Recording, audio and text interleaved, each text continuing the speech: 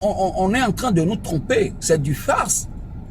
Il est temps que le voile qu'on a mis sur nous, il est temps que le voile soit enlevé. Il est temps qu'on comprenne que c'est l'Afrique qui est plutôt le continent le plus riche dans ce monde et c'est des autres qui viennent chez nous pour nous spolier. C'est nous qui avons des intérêts à protéger. Eux, ils n'ont aucun intérêt à protéger parce que les choses que nous détenons ne les appartiennent pas.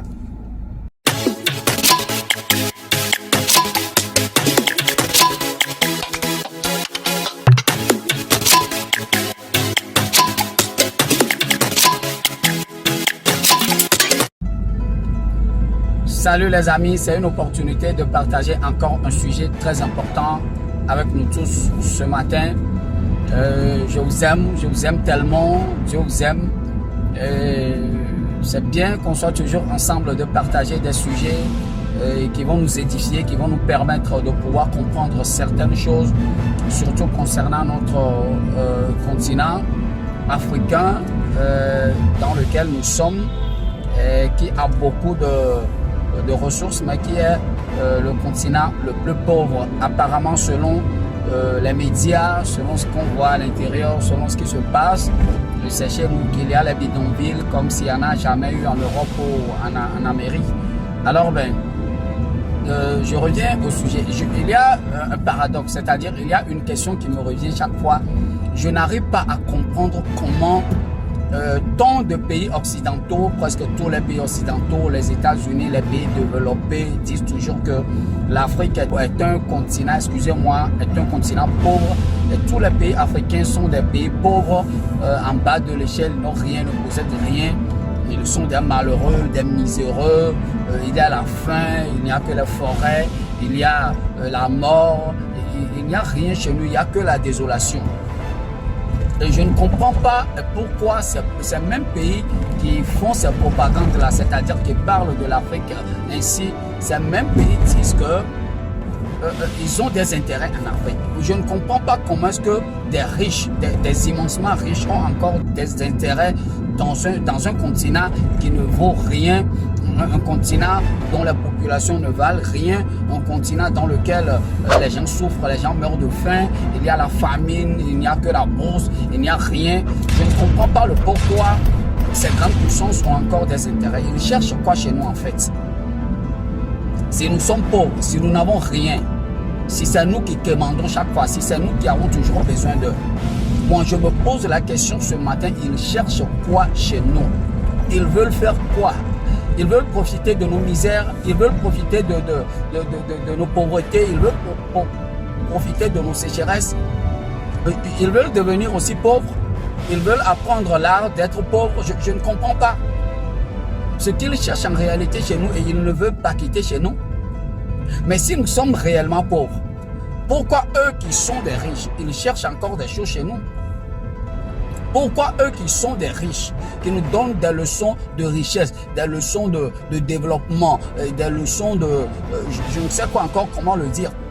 Ils cherchent quoi dans notre continent? Ils veulent faire quoi? Ils sont venus pour faire quoi? Mais ils n'ont qu'à nous laisser dans nos pauvretés, ils n'ont qu'à quitter.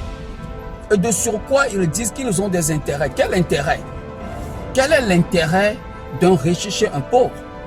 N'est-ce pas que c'est un pauvre qui cherche de l'intérêt chez un riche et il fait la courbette et il va chez le riche? Mais la fois passée, j'ai vu Macron qui dit qu'il a des intérêts au Niger. La France a des intérêts au Niger. Comment? Le Niger, le pays le plus pauvre sur la planète Terre, qui occupe le 3e rang mondial dans la pauvreté. La France a des intérêts là-bas. Je ne comprends pas. C'est-à-dire, c'est le paradoxe. Alors, l'Afrique doit comprendre en réalité que l'intérêt dont les Occidentaux, les oligarques occidentaux parlent, ce sont les richesses de l'Afrique. Il n'y a rien qu'ils cherchent chez nous. Ils veulent seulement s'accaparer de nos richesses, de spolier ça, de voler. L'Afrique doit comprendre en réalité que l'intérêt que ces gens-là cherchent chez nous, c'est nos richesses. Et nous avons le droit de protéger nos richesses. Nous avons le droit d'accepter qui sera avec nous et qui ne sera pas avec nous. Ne soyons pas dans le complexe, soyez décomplexés. Les Africains doivent élever la voix et parler de ces choses-là. On nous a menti pendant des années. Moi, depuis que j'étais enfant, on nous a appris dans l'histoire et dans la géographie que les États-Unis est un pays tellement très développé. Et ils sont tellement très riches, ils sont une puissance mondiale, économique et militaire et tout et tout. On nous a parlé de la pauvreté de l'Afrique tellement que l'Afrique, même pendant 100 ans, ne peut pas sortir de sa pauvreté. Mais comment est-ce qu'on ne peut pas sortir de la pauvreté si on est riche? Si on détient du manganèse, du gaz, du quinclair, du phosphate, on détient de l'or, du diamant, on détient... Regardez seulement la géologie de l'RDC. L'RDC, ça peut nourrir l'Union européenne. La richesse de l'RDC, de la République démocratique du Congo, peut nourrir toute l'Union européenne. On est en train de nous tromper, c'est du farce.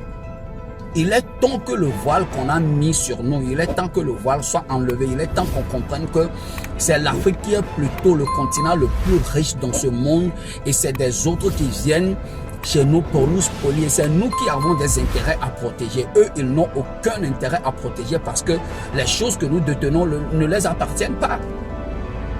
Si nous les laissons faire, mais c'est de bonne guerre, ils en profiteront, ils vont nous mettre dans la misère, ils vont nous mettre dans la pauvreté et leurs médias vont toujours leur donner de la gloire, que c'est eux qui nous aident et nous donnent des aides au développement public. On ne peut pas donner des aides au développement public. On ne peut pas dire qu'on développe tout un continent par des aides. Non. Aucune aide n'a jamais développé. Quand vous aidez quelqu'un, c'est-à-dire que vous lui donnez du poisson à manger.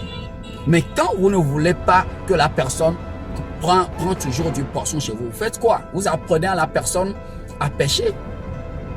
Nous avons besoin des usines chez nous. Nous avons besoin des centrales nucléaires pour l'électricité. C'est nous qui détenons de l'uranium, mais nous sommes pauvres en électricité. C'est nous qui détenons de l'or, mais nous sommes pauvres dans le dollar. C'est eux qui contrôlent le dollar. C'est nous qui détenons du pétrole. Nous sommes pauvres dans le pétrodollar. Ce n'est pas possible. On ne peut pas nous dire que nous sommes pauvres. Ça, c'est de l'injure à notre égard. Les Africains doivent se réveiller et comprendre cela. Je ne sais pas combien de fois on doit expliquer ça aux Africains. Mes frères, mes sœurs, écoutez bien. Laissez de mettre vos nœuds sur les réseaux sociaux pour plaire aux Blancs. Quand vous êtes comme ça, vous les plaisez parce qu'ils voient votre animosité, votre insouciance, votre inconscience, la manière dont l'Afrique est inconsciente. L'Afrique prend des réseaux sociaux pour faire des bêtises. Ce sont ces paroles que nous devons partager sur les réseaux sociaux. Éveillez les Africains, éveillons-les, c'est important.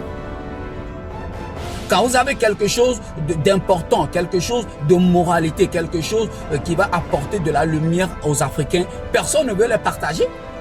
Mais des choses banales, des choses qui font rire, des choses insensées, des choses qui ne donnent aucune leçon, on est prêt à les partager. Vous voyez une fille qui met ses nus et elle est dans le bikini avec un soutien-gorge et puis paf, ça fait le tour du monde. Il y a des milliers de vues.